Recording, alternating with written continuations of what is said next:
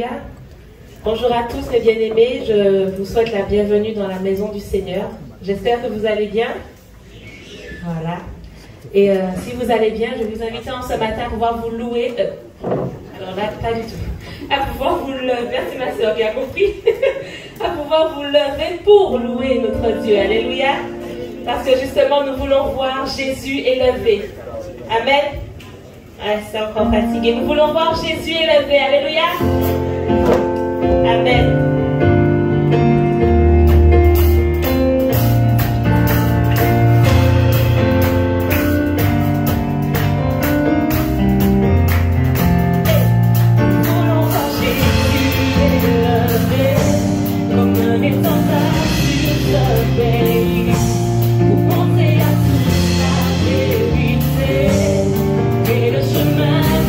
Nous voulons voir Jésus. Nous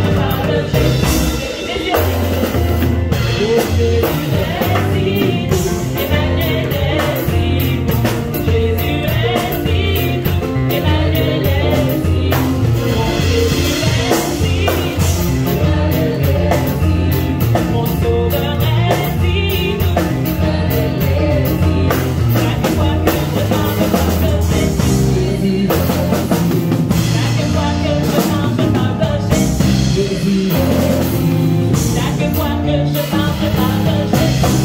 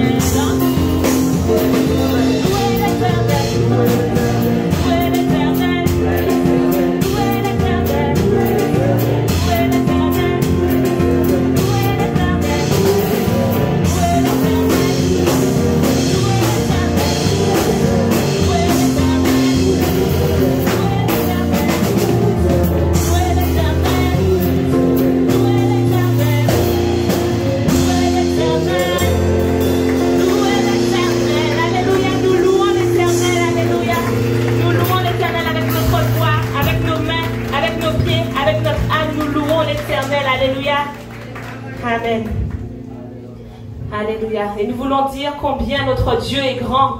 Amen. Notre Dieu n'est pas grand Allah. Notre Dieu n'est pas grand Allah et il n'est même pas grand Allah parce que je suis trop petite. Il est grand à l'infini, au-delà de. Parce que mon Dieu est infiniment grand. Alléluia. Et je veux dire vraiment combien Dieu est grand. C'est ce roi dans sa bonté. Il est vêtu de majesté. C'est-à-dire que la majesté entière le remplit. Même nos yeux ne peuvent pas entièrement le contempler. Alléluia.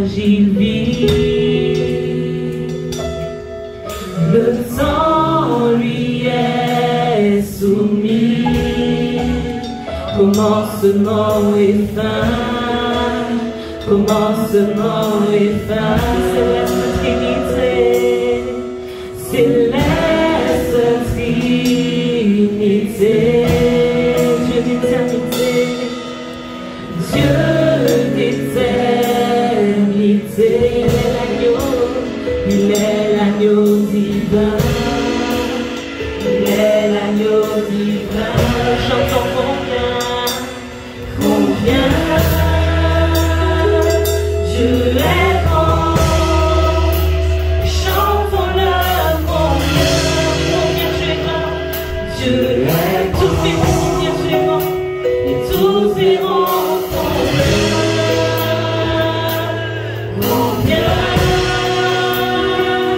Dieu est grand, nous disons combien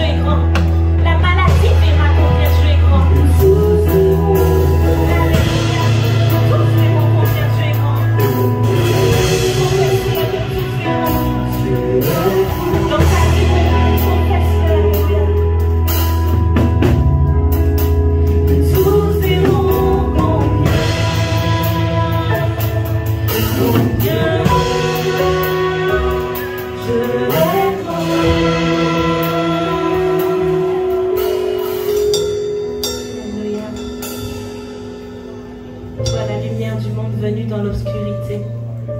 Tu es celui qui a su nous éclairer quand nous étions dans le noir, Jésus. Tu es celui qui a su nous éclairer quand nous étions perdus. Alléluia. En ce jour, nous voulons te chanter lumière du monde.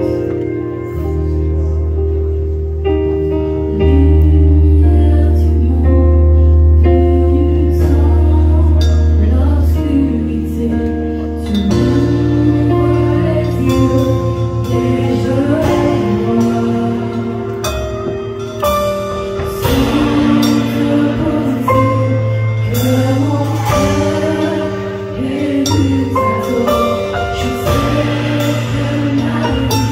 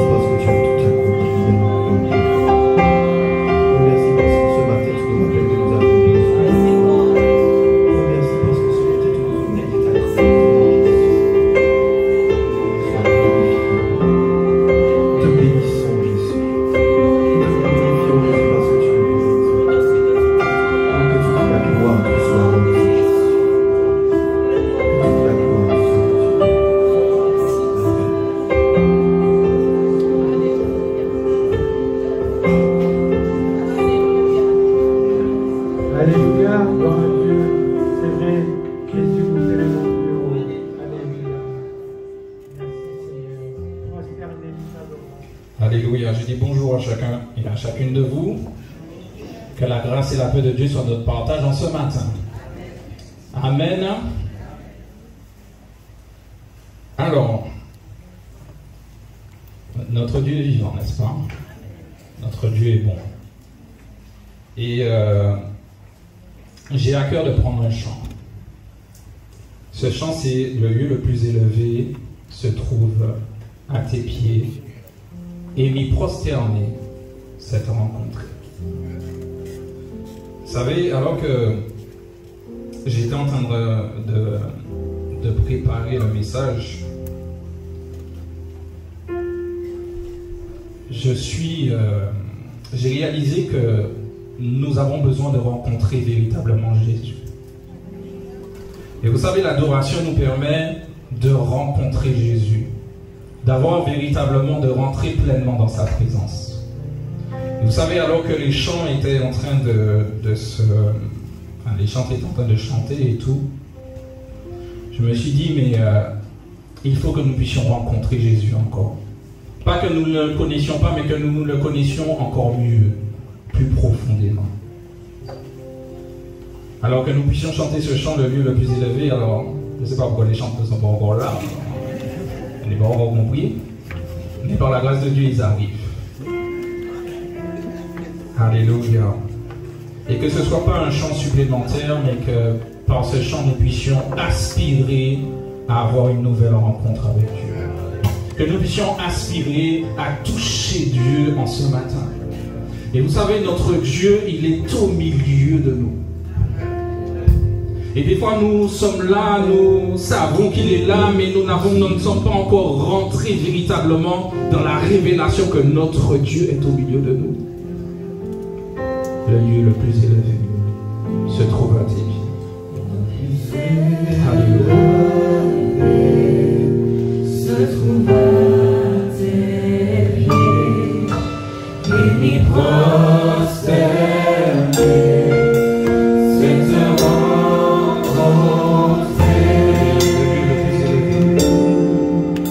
Le lieu le plus élevé se trouve à tes pieds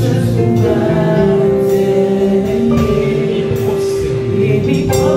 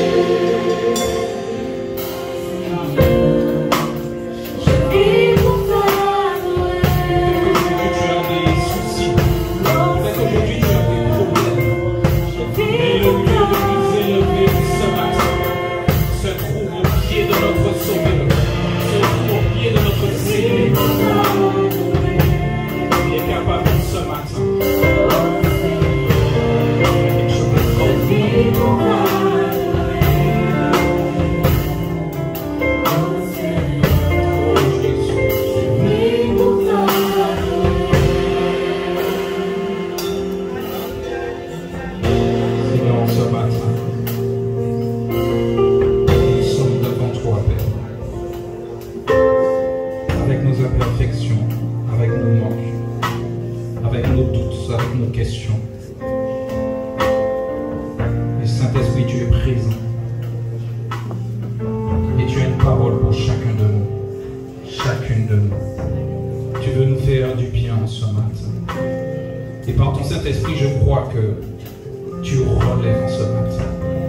Par ton Saint-Esprit, je crois que tu restaures ce matin. Par ton Saint-Esprit, je crois que tu guéris en ce matin. Par ton Saint-Esprit, je crois que tu bénis en ce matin. Tu es présent pour nous faire du bien. Tu es présent pour nous faire du bien. Tu es présent pour nous faire du bien. Alors en ce matin, je veux te dire merci. En ce matin, je veux te dire merci. En ce matin, je veux te dire merci. Je veux confesser en ce matin que je vis pour t'adorer. Je veux confesser en ce matin que tu es le Dieu Tout-Puissant, Père. Oh oui, je vis pour t'adorer. Alléluia, alléluia, alléluia, alléluia. Je vis pour t'adorer. Est-ce que tu peux lever ta main et dire gloire à Jésus en ce matin? Est-ce que tu peux lever ta main et dire gloire à Jésus en ce matin? Alléluia. Oh Jésus, je vis pour t'adorer. Alléluia. Je vis pour t'adorer. Merci Jésus, merci Père. Je vis pour t'adorer. Oh Seigneur, je vis pour t'adorer.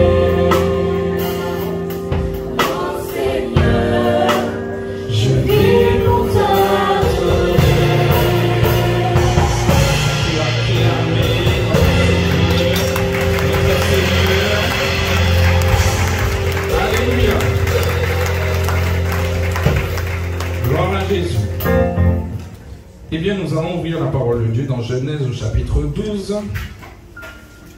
Et puis, nous allons lire un récit qui va nous enseigner en ce matin.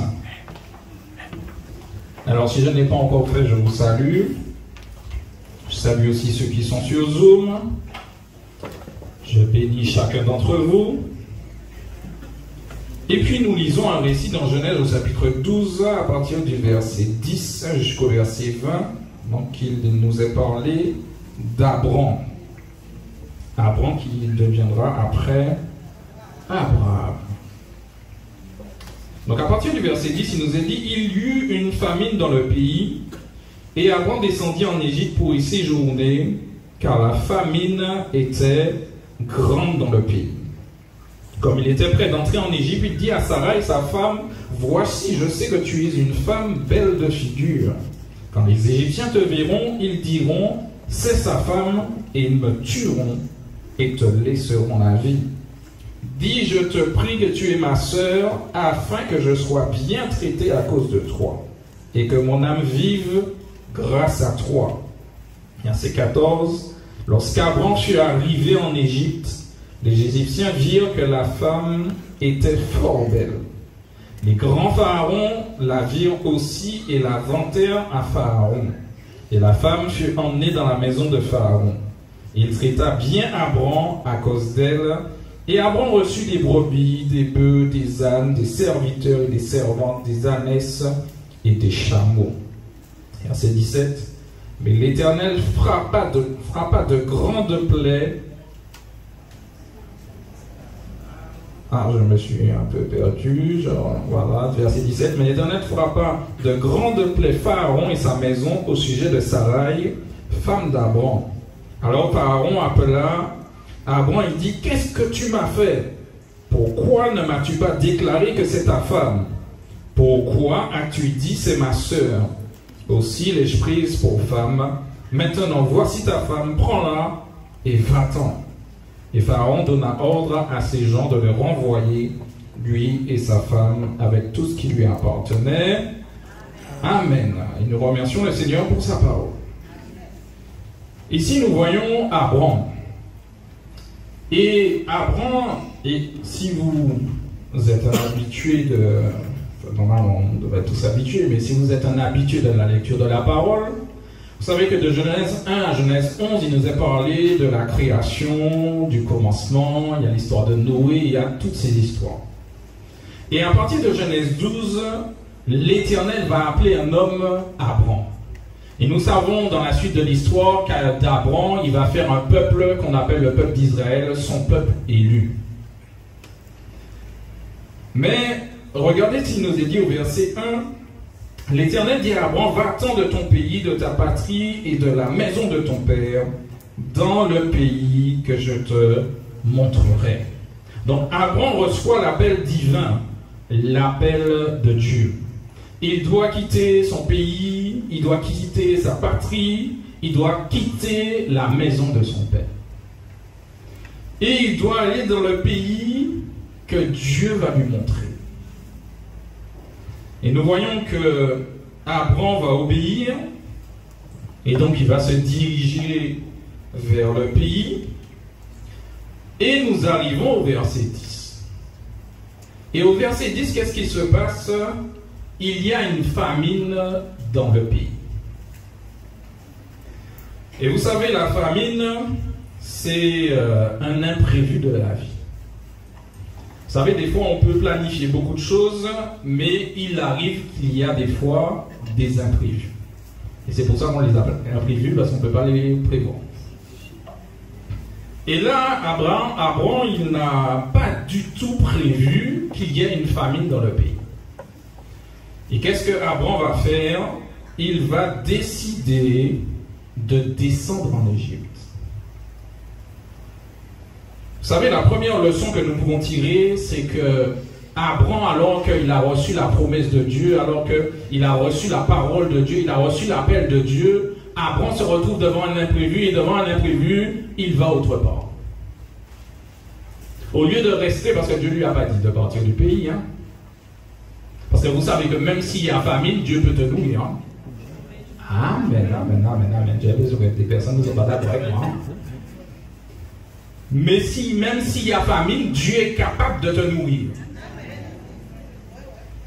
Élie était plein d'un torrent, Dieu a ordonné à des corbeaux de prendre, je ne sais pas où, on ne sait pas où est-ce que les corbeaux ont pris la viande, on ne sait pas, on ne sait pas. On ne sait pas, mais on sait qu'ils sont allés pour donner quelque chose à Élie. Alors ne pensez pas qu'ils sont allés dans le supermarché, il n'y avait pas ça, il n'y avait pas supermarché, il n'y avait pas galerie, il n'y avait pas toutes ces choses-là. Hein. Donc on ne sait pas comment, mais on sait qu'il a été nourri alors qu'il n'y avait rien autour de lui. Donc Dieu est capable de le faire. Et le problème, c'est qu'Abram, dans sa précipitation devant l'imprévu, et vous savez, des fois, quand l'imprévu tombe sur nous, on est dans la précipitation. Il va descendre en Égypte. Et quand il descend en Égypte, il réalise qu'il va y avoir un petit problème. Et vous savez, quand j'ai regardé ce passage, j'ai souri parce qu'il descend en Égypte, mais alors qu'il descend en Égypte, il dit « Ah, mais j'ai un problème parce que Sarai est une femme avec une belle figure. »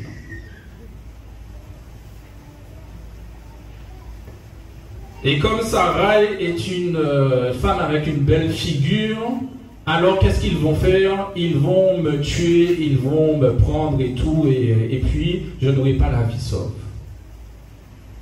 Et quand Abram commence à se faire des scénarios, et vous savez, nous sommes spécialistes pour faire des scénarios. Quand Abram commence à se faire ce scénario, il se voit déjà mort, enterré. Donc comme il voit tout ça qui va arriver, il se dit, je vais essayer de m'en sortir par moi-même.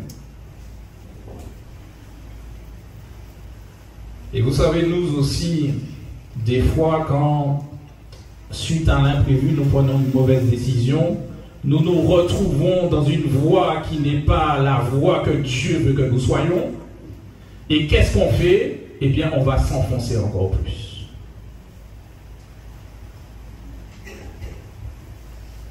Donc, il dit à Sarai, voilà ce que tu vas faire. Tu vas dire que tu es ma sœur.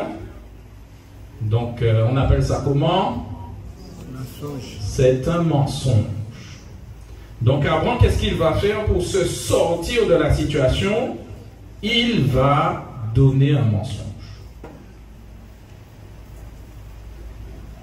Et alors qu'il donne ce mensonge, son objectif c'est quoi? C'est premièrement, eh bien, de sauver sa vie. Vous savez, aujourd'hui, nous ne sommes peut-être pas encore dans ce temps-là, mais il y a un temps où la persécution va venir. Et vous savez, il faut que nous soyons, eh bien, debout. Il faut que nous soyons des hommes et des femmes de foi. Vous savez, Abraham, il était devant une situation, alors il faut qu'on sache que c'est injustifiable. Il n'y a pas de mensonge qui est justifié. Hein. Mais il était devant une situation ici où il allait peut-être mourir. Donc il s'est dit qu'il va s'en sortir comme ça. Et vous savez, des fois nous sommes dans des situations où nous n'allons pas mourir, mais des fois nous utilisons aussi le mensonge. Oui, mais il a joué dessus parce que c'était quand même sa demi-sœur. Effectivement, c'était sa demi-sœur. Alors, pour expliquer, comme c'était effectivement sa demi-sœur, et il s'est marié à sa demi-sœur. Donc, quand il présente maintenant sa demi-sœur, ce n'est plus sa demi-sœur. Parce que quand il arrive devant quelqu'un, il ne va pas dire c'est ma demi-sœur. Non, il va dire c'est ma femme. Donc, le lien de demi-sœur est supprimé par le lien de femme. Donc, c'est un mensonge. Ah, c'est bon? Ça va? Voilà. Donc, il faut réaliser que, et vous savez, des fois, en ce qui concerne le mensonge, alors on ne va pas faire une étude biblique sur le mensonge ce matin, hein, on va dire que le mensonge simplement, c'est de ne pas dire la vérité. Ne pas dire la vérité. Et Abraham, pour s'en sortir, eh bien, il ne va pas dire la vérité, par crainte, par peur, il va essayer de s'en sortir de cette situation. Et vous voyez, alors que l'imprévu c'était la famine, à ce moment, Abraham ne consulte pas Dieu. Et vous savez, dans des situations, il faut que nous apprenions à consulter Dieu. Des fois, nous sommes là et puis nous prenons des décisions sans consulter Dieu. Et quand nous ne consultons pas Dieu, eh bien, on se retrouve dans une difficulté. Vous savez, des fois, quand l'imprévu tombe sur nous, il faut savoir que Dieu, il savait que l'imprévu allait arriver. Nous, nous sommes limités, nous ne savons pas ce qu'il nous réserve, mais Dieu, il sait, eh bien, ce qui nous arrive. Il connaît, eh bien, ce qui se passe dans nos vies. Et par peur, et aussi, et il faut le dire parce que la peur, c'est aussi un manque de foi. Parce que vous savez, quand nous croyons en Dieu, quand nous avons cette confiance en Dieu, il n'y a pas de peur. Je dis amen aussi. Quand nous avons la foi, quand nous nous confions en Dieu, quand notre confiance est en Dieu, nous n'avons pas peur. Et vous savez, même si peut-être tu vas commencer à raisonner, à te dire, ah oui, mais il peut y avoir des situations vraiment difficiles. Hein? Mais tu sais, à un moment, eh bien, par son esprit, Dieu te donne la force, une force sortie de lui pour que tu puisses surmonter toutes les choses. Et c'est pour ça qu'il faut que nous ayons la foi en Dieu, confiance en Dieu. Donc on voit que Abraham va arriver et pour se sortir de cette situation, il va utiliser un mensonge. Et vous savez, le mensonge des fois, il a plusieurs causes, enfin plutôt plusieurs raisons. Là, ici, il ment pour se sortir d'une situation. Mais nous avons l'histoire de Ananias et Saphira dans Acte 4, verset 36, et puis vous pouvez continuer dans Acte 5. Nous avons l'exemple d'Ananias et Saphira qui, eux aussi, ils ont menti. Mais eux, c'était pour une autre raison. Mais c'était quand même un mensonge. Ananias et Saphira ont vu que Barnabas, donc dans Acte 4, verset 36, on voit que Barnabas, il vend un champ et puis il apporte tout l'argent pour l'église.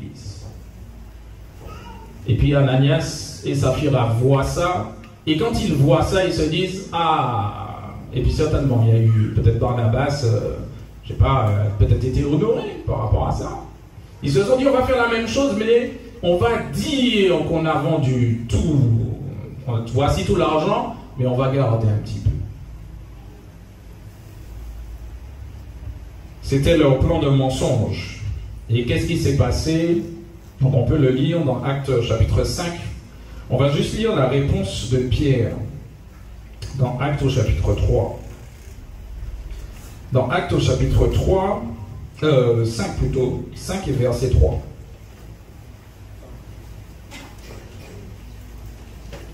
Donc Ananias fait son plan, ensuite il vient, il dépose l'argent, il dit voici j'ai tout l'argent. Et Pierre va lui dire, mais Ananias, pourquoi Satan a-t-il rempli ton cœur au point que tu mentes au Saint-Esprit et que tu aies retenu une partie du prix du champ? Et ici, on voit que Pierre, il est en train de dire, mais en fait, quand Satan a rempli ton cœur, c'est comme si, eh bien, Satan s'est emparé de ton cœur pour que tu puisses mentir. Mais il faut savoir que, eh bien, et nous le connaissons dans la parole de Dieu, que Satan c'est le père du mensonge. Dès le commencement, dans Genèse, il ment. Donc c'est le père du mensonge. Et on voit que, ici, de la manière dont Pierre dit cela, Satan s'est emparé de ton cœur, il dit cela, mais il dit, mais pourquoi? Parce qu'en fait, ça veut dire que Ananias a laissé la porte ouverte. Et vous savez, nous, enfants de Dieu, nous devons laisser toutes les portes fermées pour que nous puissions toujours dire la vérité. La vérité et non le mensonge. Au verset 4, Pierre va lui dire, mais s'il n'eût pas été vendu, ne te restait-il pas? Et après qu'il a été vendu, le prix n'était-il pas à ta disposition? Comment as-tu pu mettre en ton cœur un pareil dessein? Ça veut dire que tu vends ton champ, mais il n'y avait pas de pression à donner tout l'argent. Ben, tu peux garder l'argent parce que Pierre est en train de dire, mais c'est la liberté dans l'Église. C'est la liberté de donner dans l'Église. Mais pourquoi, alors que tu es libre, tu te mets une pression et puis tu vas mentir? Et vous savez, quand on parle de mensonge, on peut mentir pour payer moins d'impôts. C'est vrai. C'est vrai. On peut mentir pour obtenir un crédit. C'est vrai. On peut mentir pour avoir une position. C'est vrai. On peut mentir pour avoir une promotion au travail. C'est vrai. On peut mentir pour beaucoup de raisons. Mais quel que soit le mensonge, ce n'est pas ce que Dieu attend de nous. Dieu attend de nous la vérité. Et vous savez, c'est vrai, nous chantons, nous disons que Jésus soit élevé comme un étendard sur ce pays. Nous chantons et c'est une bonne chose de chanter et puis de dire que Jésus soit élevé. Mais si nous mentons, nous n'élevons pas Jésus. Et quand nous disons la vérité, nous l'élevons plus haut.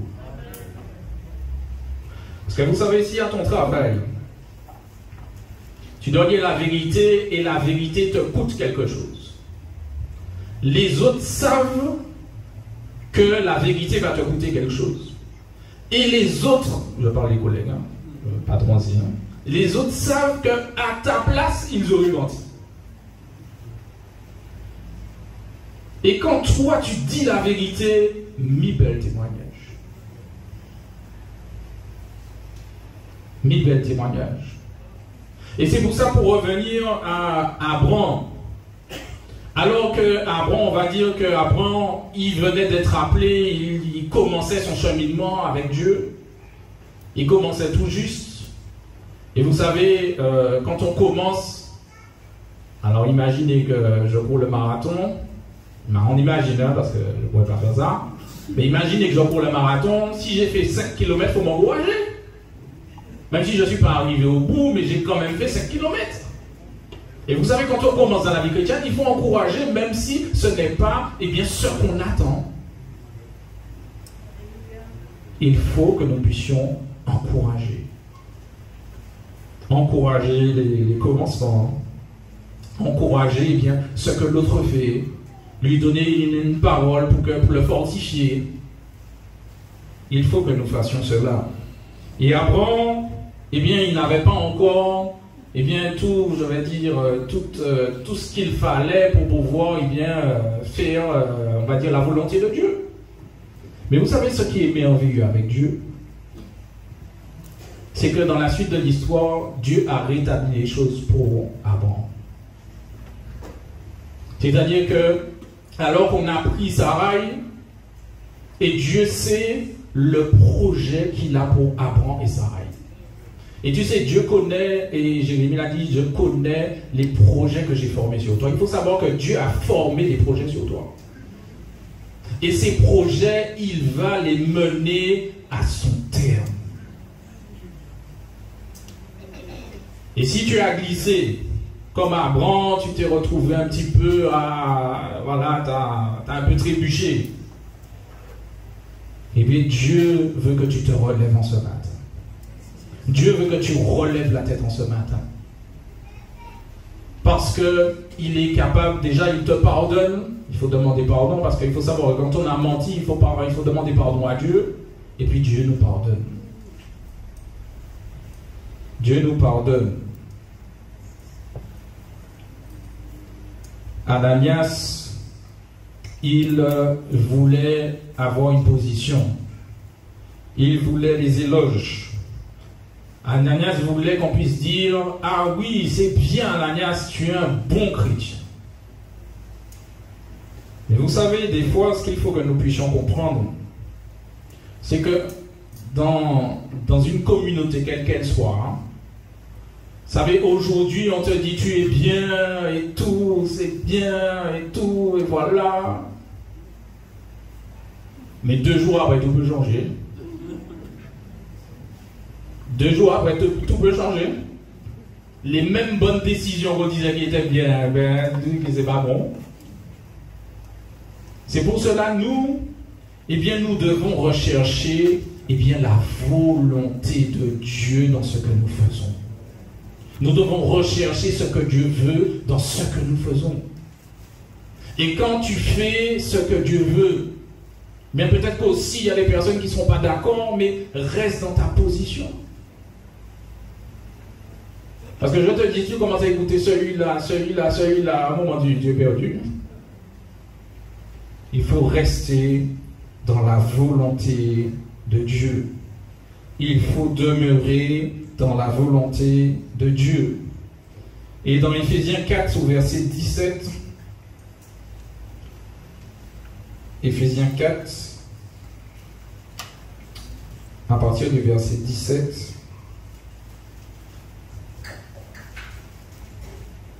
donc le verset qui nous intéresse particulièrement, c'est le verset 25, mais pour comprendre, comme le verset 25 commence par « c'est pourquoi », donc il faut lire avant pour comprendre pourquoi il dit « c'est pourquoi ». Et à partir du verset 17, donc Éphésiens 4, verset 17, il dit « Voici donc ce que je dis et ce que je déclare dans le Seigneur, c'est que vous ne devez plus marcher comme les païens qui marchent selon la vanité de leurs pensées. Ils ont l'intelligence obscurcie, ils sont étrangers à la vie de Dieu à cause de l'ignorance qui est en eux, à cause de l'endurcissement de leur cœur, ayant perdu tout sentiment, ils se sont livrés à la dissolution pour commettre toute espèce d'impureté jointe à la cupidité. » Donc ici, on voit ceux qui ne connaissent pas Dieu, ceux qui n'ont pas la vie de Dieu qui coule en eux, ceux qui n'ont pas le Saint-Esprit qui habite en eux. Ils sont étrangers de la vie, ils ne savent pas c'est quoi la vie de Dieu, la vie éternelle. Et puis, ils ont le cœur endurci. Ils ne connaissent pas, ils ne savent pas. Et puis aussi, il y a la cupidité qui est là, parce qu'ils ne connaissent pas.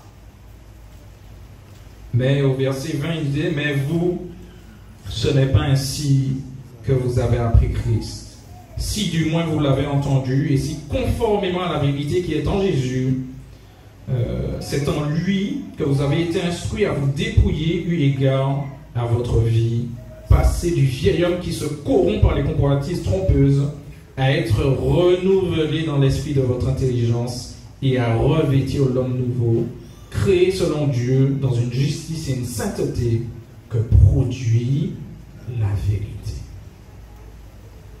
En fait, ici, l'apôtre est en train de dire, mais en fait, vous devez revêtir Christ. Vous devez être, eh bien, ces hommes et ces femmes nouvelles. Et donc, dans une justice, donc la justice, c'est respecter les normes de Dieu, une sainteté, donc la sainteté de Dieu, que produit la vérité. Vous savez, notre Dieu est un Dieu de vérité. Et quand nous comprenons eh bien, toutes ces choses, quand nous réalisons ce que Dieu a fait pour nous, il dit au verset 25, c'est pourquoi renoncer au mensonge. Renoncer, c'est dire non. C'est dire je refuse. Et vous savez, dans ce monde que nous vivons, nous allons être testés sur notre intégrité. L'intégrité, c'est le fait de rester entier, d'être vrai, de ne pas faire de compromis. Et nous allons être testés sur notre intégrité. Et c'est pour cela, alors je n'ai pas noté le passage, mais à un moment, Dieu va dire à Abraham, mais marche devant ma face. Et ça veut dire que là, eh bien, Dieu va porter attention à tout ce qu'il fait. Et il faut savoir que Dieu porte attention à tout ce que nous faisons. Dieu voit tout ce que nous faisons. Et vous savez, l'homme peut voir que tu es intègre. Hein? L'homme peut dire que tu es intègre. Hein? Mais c'est Dieu seulement, et puis toi aussi, hein, qui sait si tu es intègre ou pas. Dieu, ce qu'il veut, c'est notre intégrité. Mais comment nous allons rester intègres? Comment nous allons renoncer au mensonge? Eh bien, c'est en obéissant à la parole, en obéissant à Dieu, en obéissant à ce que Dieu dit. Et on a vu l'exemple d'Abraham qui, pour sortir d'une situation, eh bien, utilisait le mensonge. On a vu Ananias et Saphira qui voulaient, pour obtenir une position, eh bien, ils ont menti aussi. Mais dans Actes au chapitre 5 et le verset 29, on va voir les disciples de Jésus qui vont être menacés. On va leur dire, mais vous allez arrêter de dire des choses. Vous allez arrêter de parler de Jésus, puisqu'à cette époque, Jésus est mort, ressuscité, et puis les disciples sont là. Et on leur dit, mais non, mais maintenant vous allez arrêter. Mais ils vont donner une réponse. Au verset 29, Pierre et les apôtres répondirent, il faut obéir à Dieu plutôt qu'aux hommes. Il faut que nous puissions garder notre intégrité. Nous devons obéir à Dieu. Vous savez, des fois, on peut se retrouver dans une situation où on nous met la pression pour mentir ou pour faire un acte eh bien, répréhensible. Mais nous devons tenir bon. Nous sommes des enfants de Dieu. Nous sommes des ambassadeurs du royaume de Dieu. Nous devons tenir bon. Et tu peux dire à la personne qui est à côté de toi, tiens bon. Tiens bon. Garde ton intégrité. Garde ton intégrité. Et, merci. Et nous allons lire un dernier passage dans Proverbe au chapitre 16. Proverbe au chapitre 16. C'est une réalité qu'Abraham ne connaissait pas, mais que nous connaissons aujourd'hui.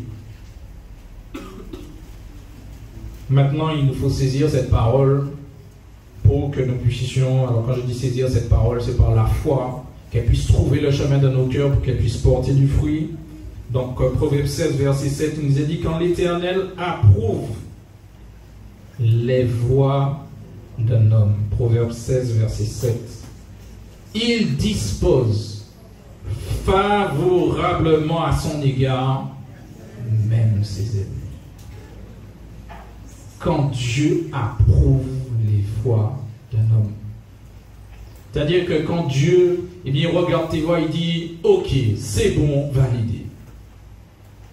Donc forcément, c'est quelqu'un qui marche dans la vérité. C'est quelqu'un qui va marcher dans l'intégrité. Et quand Dieu va approuver tes voies, qu'est-ce qu'il va faire? Même tes ennemis, il va te les rendre favorables. Alléluia. Même ceux qui sont opposés à toi, ils te seront favorables. Et vous savez, l'ennemi, c'est la personne par définition qui n'est pas favorable. Par définition, l'ennemi, c'est la personne justement qui va tout faire pour que tout te soit défavorable. Mais la personne qui veut que tout soit défavorable pour toi, Dieu va disposer son cœur pour qu'il te soit favorable. Alléluia. Ah, tu peux lever ta main et bénir l'Éternel Beaux-Arts. Parce qu'il va disposer favorablement même tes ennemis. Ah oui, tu peux dire merci à Dieu en ce matin. Seigneur, en ce matin, nous voulons te dire merci. C'est vrai, au travers de ces exemples dans ta parole,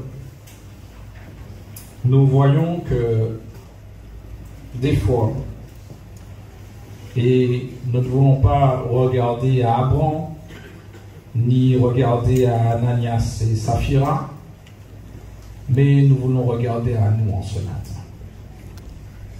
En ce matin, tu connais nos vies, tu sais ce qu'il s'y passe. Tu connais nos paroles, tu connais nos cœurs, tu sais tout de nous, Père. Il n'y a rien de caché devant toi. C'est pour cela que nous voulons te demander pardon. Parce que nous réalisons combien nous passons à côté du but. Nous passons à côté de ce que tu attends de nous. Et nous échouons des fois dans notre mission d'ambassadeur du royaume des cieux. Père, ce que nous te demandons, c'est de nous donner cette foi afin que nous puissions persévérer. Donne-nous aussi un cœur obéissant afin, Seigneur mon Dieu, que nous puissions obéir à ta parole. Donne-nous aussi un cœur plein de vérité afin qu'il n'y ait aucune place, Père, pour le mensonge. Père, donne-nous d'être des enfants dont tu es fier, des enfants, des hommes, des femmes dont tu approuves les voies, Père. Et nous pourrons dire, nous pourrons te célébrer et dire que, nous avons la victoire en toi. Te disons merci. Et je veux aussi penser à celui peut-être qui entend ta parole pour la première fois et qui réalise qu'il était dans cette vie de péché, de mensonge, Père. Je crois que tu es capable en ce matin de convaincre de péché, de justice et de jugement par ton Saint-Esprit. Alors, Père, tu saisis, Seigneur mon Dieu, cette personne, tu lui fais du bien, tu lui fais comprendre combien tu nous aimes. Parce que comme Abraham a commis des fautes, mais l'amour de Dieu n'a pas changé pour lui. Alors nous te disons merci pour ton amour, Père, au nom de Jésus. Amen. Que Dieu vous bénisse et qu'il vous fasse du bien. Alléluia. Gloire à Dieu.